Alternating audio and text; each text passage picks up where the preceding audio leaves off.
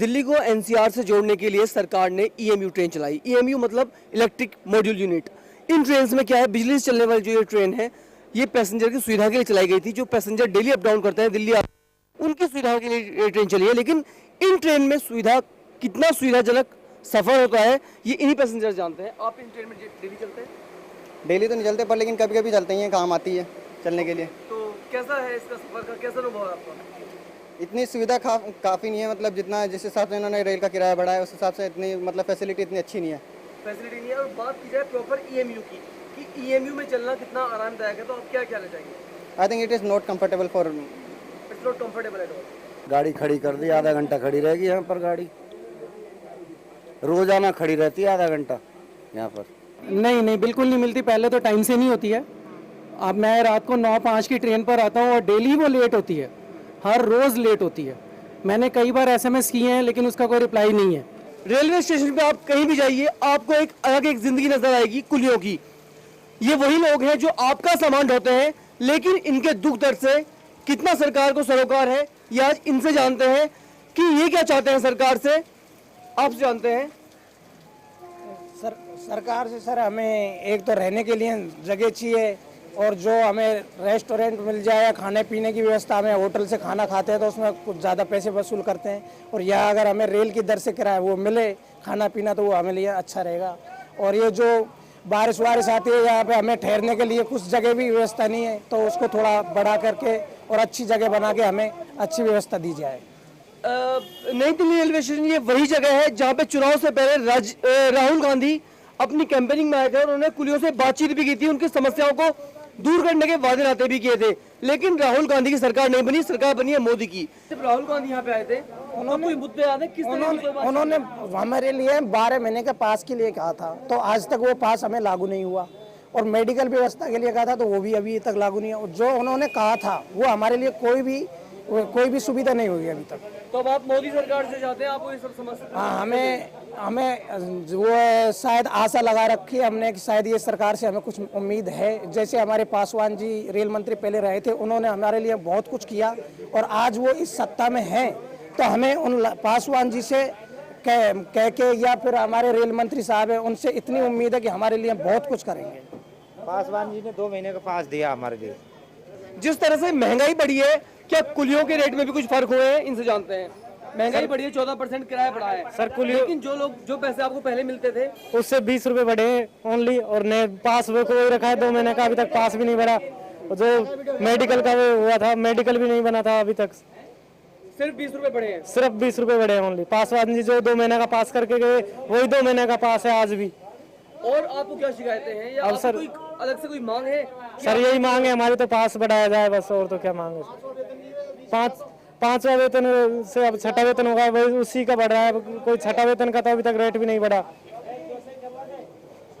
लंबे समय से ना इनके रेट बढ़े हैं, ना इन्हें हाउसिंग फैसिलिटी है, ना मेडिकल फैसिलिटी है। और अब ये चाहते हैं कि एक पास तो कम से कम मिले। ये उम्मीद करते हैं आने वाले बजट में इनके लिए कुछ अच्छा हो। लेकिन देखते हैं कि इनकी उम्मीद पे मोदी सरकार कितनी खरी उतरती है और रेल बजट में इन्हें किस तरह के तोहफे देती है। आगामी बजट से जहां लोगों को भारी उम्मीदें हैं, वहीं ये कुछ कर्मचारी भी हैं जो रेलवे के हैं।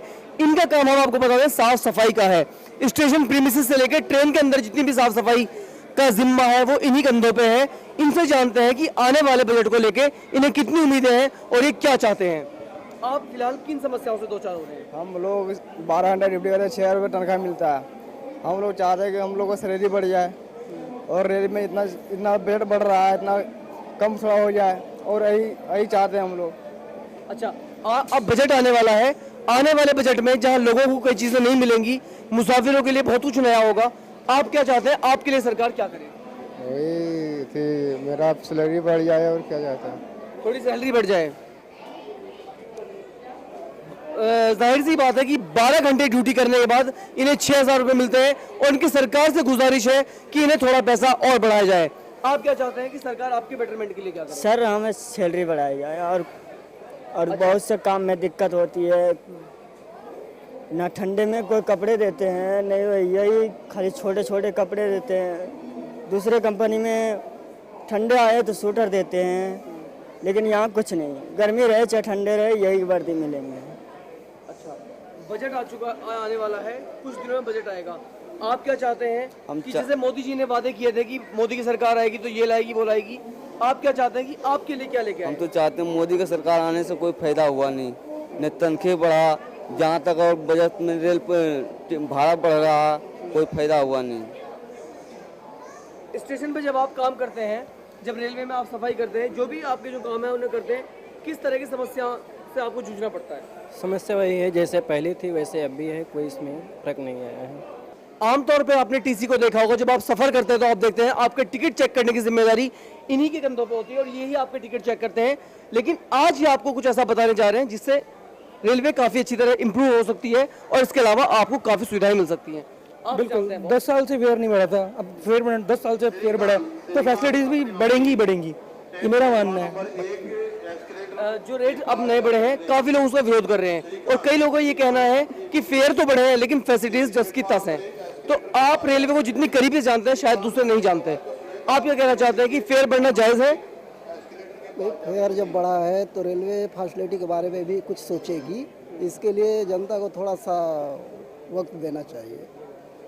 अच्छा सर, बजट आने वाला है, बहुत उम्मीदें लोगों को, सरकार से बहुत उम्मीदें थी, मोदी की सरकार बनी, अब लोगों को बजट से भी इतनी उम्मीद है कि जिस बम्पर तरह से ओपनिंग हुई है सरकार की, ऐसी बजट में भी बहुत चीजें उन्हें मिले, तो क्या चाहते हैं आप? देखिए, इस पर तो यही कहना चाहूँगा कि बस जिस हिसाब से बजट बढ़ा है उस पर लोगों की उम्मीदें यही है कि अच्छा ही होगा। बजट से पहले भी रेल ने अच्छा ही करा है, बहुत सी ट्रेन चलाई हैं, पैसेंजर्स की चलाई है, एक्सप्रेस चलाई हैं।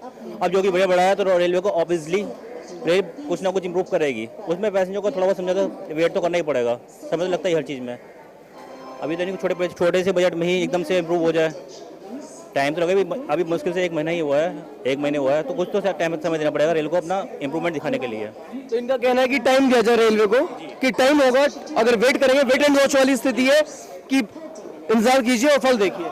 देखो भैया, किराया बढ़ा है, एक टीसी होने के नाते क्या आप भी रेलवे में सफर करते हैं, बहुत ज़्यादा सफर करते हैं, आपको मूलभूत क्या समस्याएं होती हैं? मूलभूत समस्या यही है, गाड़ी के अंदर सफाई है, इलेक्ट्रिसिटी है, लोगों के जो गाड़ी के स्टॉपेज हैं थोड़े से बढ़ने चाहिए, बस यही मूलभूत सुविधाएं हैं। मेन तो यही है, गाड़ी के अंदर साफ सफाई ज़्यादा बेटर है। आदमी अगर पैसे दे रहा है तो फैसिलिटी तो चाहता ही है। अभी किराया बढ़ा है, रेल के पास पैसा आएगा तो आई होप कि फैसिलिटीज भी बढ़ेंगी। स्थिति कहती है, इन लोगों का भी ये कहना है कि पैसे जरूर बढ़े हैं, थोड़ी सी आपकी जेब ढीली होगी, लेकिन अच्छे समय के लिए आपको इंतजार करना पड़ेगा। अगर मोदी की सरकार आई है तो अच्छे दिन भी जरूर लाएगी, ये कहना है इनका। इसलिए अब जो स्थिति है वो है वेट एंड वॉच। इसमें कोई दो राय नहीं कि भारतीय रेल देश का सबसे बड़ा और दुनिया का दूसरा सबसे बड़ा रेलवे नेटवर्क है, लेकिन जब इसके अंदर के हालात देखते हैं तो एक कहावत याद आती है कि बड़ा हुआ तो क्या हुआ, जैसे पेड़ खजूर, पंथी को छाया नहीं, फल लागे अति दूर। जी हाँ, जितनी उम्मीद रेलवे से की जानी चाहिए एक बड़ा नेटवर्क होने के नाते, उस कसौटी पर भारतीय रेल खरा नहीं उतर पा रहा है। लेकिन लोगों को उम्मीद है कि मोदी की सरकार आई है, नया बजट लाएगी और इस बजट में नई नई घोषणाएं करेगी। तो देखना यह होगा कि आने वाले बजट में मोदी का रेल बजट लोगों की कसौटी पर कितना खरा उतर पाता है। तो फिलहाल आज की इस खास पेशकश में बस इतना ही, फिर मिलेंगे आपसे बड़ी खबरों के साथ। आप देखते रहिए A to Z न्यूज। नमस्कार।